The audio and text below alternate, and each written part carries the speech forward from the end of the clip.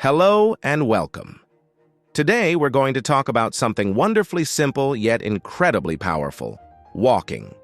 It's a fundamental movement, and for many of us, especially as we get a little older, it's key to staying active and independent. Walking isn't just about getting from one place to another. It's about maintaining your freedom, enjoying the world around you, and keeping your body and mind healthy.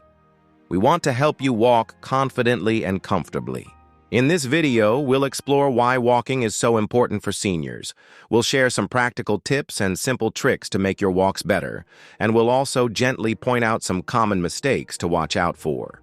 Walking truly is a vital part of healthy aging. It's one of the most accessible forms of exercise available to almost everyone. You don't need special equipment or a gym membership to start. It's a low-impact activity, meaning it's gentle on your joints. This makes it an excellent choice for regular physical activity without putting excessive strain on your body. You can enjoy its benefits comfortably. One of the biggest advantages is improved cardiovascular health. Regular walking strengthens your heart and lungs, helping to improve circulation and lower blood pressure. This is so important for overall well-being. Walking also plays a crucial role in keeping your bones strong. It's a weight-bearing exercise that helps maintain bone density, which is essential for preventing osteoporosis. It also builds and maintains muscle strength in your legs and core. Perhaps one of the most significant benefits is enhanced balance. Walking regularly helps improve your stability and coordination. This directly reduces your risk of falls, which is a major concern for many seniors. Beyond the physical, walking does wonders for your mood. It can help reduce stress, ease anxiety, and even combat feelings of depression. Getting outside and moving your body releases feel-good chemicals. Finally, walking offers wonderful opportunities for social interaction. Whether you walk with a friend, join a walking group, or simply greet neighbors, it connects you to others. It also allows you to get outdoors and enjoy nature and fresh air. Let's talk about how to make your walking experience the best it can be. We'll start with some simple tricks and tips that can make a big difference. Our first tip is all about proper posture. Standing tall might sound simple, but it's incredibly effective. Imagine a gentle string pulling you up from the crown of your head. Keep your shoulders relaxed, not hunched up. Let them fall naturally. This helps prevent tension in your neck and upper back. Keep your head up and look forward, not down at your feet. This helps with alignment and balance. Focusing ahead guides your body forward smoothly. Imagining that string pulling you upwards helps align your spine. This improves your balance and reduces unnecessary strain on your back and joints. It promotes a more efficient and stable walk. Next, let's talk about footwear. The right shoes are absolutely crucial for comfortable and safe walking. They are your foundation. Wear supportive, comfortable shoes designed for walking or athletic activity. Look for shoes that fit well and provide good cushioning. Avoid sandals, flip-flops, or dress shoes for your walks. Ensure your shoes have good arch support. This helps distribute pressure evenly across your foot. Non-slip soles are also essential to prevent slips and falls, especially on different surfaces. Avoid shoes that are too loose, as they can cause blisters or instability. Also, avoid shoes that are too tight, as they can pinch and restrict circulation. Your shoes should feel comfortable from the moment you put them on. Our third tip is to pace yourself. It's not a race. It's about consistent, comfortable movement. Start gently and build up gradually. Begin with short walks, maybe just 5 or 10 minutes. As you feel more comfortable, gradually increase the amount of time you walk. Then, you can think about increasing the distance. Don't feel like you have to push yourself too hard, especially when you're just starting out. The goal is regular activity, not exhaustion. Consistency is more important than intensity initially. Listen to your body. If you feel tired or experience any discomfort, it's perfectly okay to slow down or take a break. Rest when you need to, and resume when you feel ready. Tip number 4 involves using assistive devices if you need them. There is absolutely no shame in using a cane, walker, or other device for stability. They are tools to help you stay safe and active. If you use a device, ensure it is properly fitted for your height and needs. Using a device that is too tall or too short can actually cause more problems than it solves. A physical therapist can help with fitting. Make sure you feel comfortable using the device. Practice with it indoors before heading outside.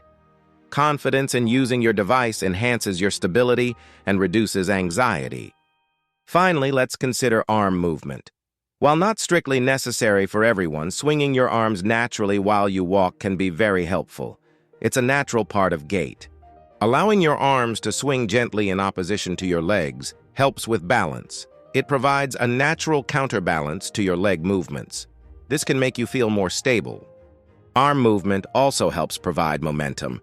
It can make walking feel easier and more rhythmic. Just let your arms move comfortably and naturally at your sides. Now let's gently look at some common habits that might make walking less safe or comfortable. Being aware of these can help you adjust and improve. The first common mistake is looking down. Many people tend to look at their feet while walking, especially if they feel unsteady. However, this actually throws off your balance. When you look down, your body tends to lean forward, making you less stable. It also prevents you from seeing potential obstacles ahead of you. Try to resist this urge. Instead, focus on looking ahead about 10 to 15 feet in front of you. This helps keep your head and body upright and aligned. It also allows you to spot any hazards in your path. Another mistake to avoid is shuffling your feet. Shuffling means not lifting your feet adequately off the ground with each step. This is a major tripping hazard. When you shuffle, even small bumps or uneven surfaces can catch your toe. This significantly increases your risk of falling. It also makes your gait less efficient. Make a conscious effort to lift your feet slightly with each step. It doesn't have to be a high step, just enough to clear the ground.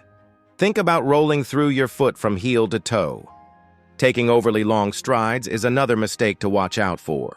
While it might feel like you're covering more ground, long strides can actually be unstable. They can make it harder to maintain your balance. When your steps are too long, your center of gravity shifts more dramatically. This can make you feel wobbly or less in control. It can also put more strain on your joints. Keep your steps shorter and more controlled. Focus on a comfortable, rhythmic pace. Shorter steps often feel more stable and allow for quicker adjustments if you encounter an uneven surface. Ignoring pain is a mistake you should never make. Pain is your body's way of telling you something is wrong. Pushing through significant pain can lead to injury. If you experience pain while walking, stop and rest. See if the pain subsides. Don't try to tough it out if the pain is sharp or persistent. If pain occurs regularly or doesn't go away after resting, consult your doctor or a physical therapist. They can help identify the cause and recommend appropriate treatment or adjustments to your walking routine. Your health is the priority. Finally, neglecting to warm up and cool down is a common oversight. These steps are important for preparing your body for activity and helping it recover afterward. Skipping them can increase injury risk. Always spend a few minutes doing some gentle warm-up exercises before you start walking. This could include marching in place, gentle leg swings, or arm circles. A warm-up gets your muscles ready. After your walk, take a few minutes to cool down. This could involve walking slowly for the last few minutes and then doing some gentle stretches. Stretching helps improve flexibility and reduce muscle stiffness. Warm-up and cool-down routines help prevent muscle soreness and injuries. They make your walking experience safer and more enjoyable overall. It's a small investment of time for significant benefit. Making sure your surroundings are safe is just as important as how you walk. A safe environment reduces the risk of trips and falls, allowing you to walk with more confidence. Think about your home and indoor spaces first. Ensure they are free of potential hazards. This is where many falls occur. Remove tripping hazards like loose rugs, clutter on the floor, or electrical cords stretched across walkways. Make sure furniture isn't blocking common paths. Keep your walking areas clear. Ensure your walkways, both indoors and outdoors, are well lit. This is especially important if you walk in the evening or at night. Good lighting helps you see obstacles clearly. Use handrails whenever they are available, especially on stairs and ramps. Handrails provide extra support and stability. Don't hesitate to hold on. When walking outdoors, choose areas with smooth, even surfaces whenever possible. Paved paths in parks or well-maintained sidewalks are ideal. Avoid uneven ground or rocky trails if you feel unsteady. Always be aware of your surroundings outdoors. Watch out for traffic, uneven or cracked sidewalks, and slippery surfaces like wet leaves or ice. Paying attention helps you react in time. So, we've covered a lot today. We've seen how beneficial walking is for seniors, from boosting heart health and strength to improving balance and mood. We've shared practical tips like proper posture, good shoes, and pacing yourself. And we've discussed common mistakes to avoid, like looking down or ignoring pain. Remember, incorporating regular walking into your routine can significantly enhance your quality of life. It helps you stay independent, active, and connected. Start small, be consistent, and be kind to yourself. Before starting any new exercise program, including regular walking, it's always a good idea to consult with your doctor or a physical therapist. They can provide personalized advice based on your health status and needs. They are there to support you. We hope this guide has been helpful and encouraging. If you found this information useful, please consider giving this video a like.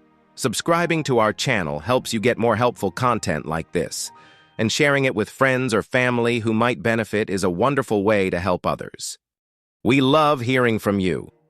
Please leave a comment below with any questions you have or topics you'd like us to cover in future videos. Your feedback helps us create content that truly serves you. Thanks so much for watching. Stay healthy, stay active, and keep walking.